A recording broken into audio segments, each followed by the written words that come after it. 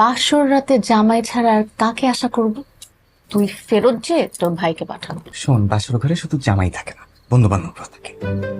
তুই কি আমার বন্ধু? আমি বউয়ের বন্ধু। আমি তোমার বন্ধুকে ডাকছি। আরে বাবা, আমি স্বেচ্ছায় আসছি তোকে কিছু টিপস দিতে, তোর তো এইসব বিষয়ে এক্সপিরিয়েন্স কম। তা কম, তোর মনে হয় অনেক এক্সপিরিয়েন্স।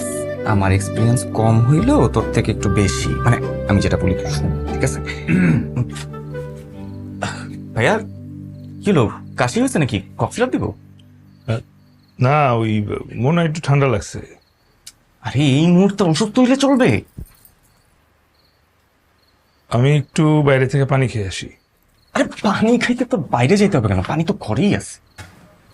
না মানে একটু গল্প করো, আমি প্রাথমিক বাইরে থেকে আসি। একদম কি বলে এগুলো? বাসর ঘরে ও থাকবে কেন, তুমি থাকবা?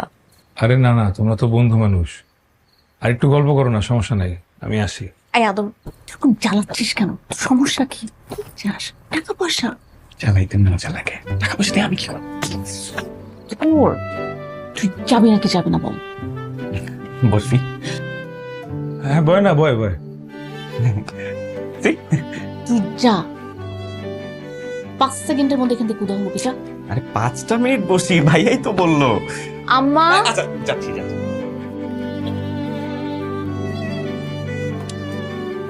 এই এই ধরে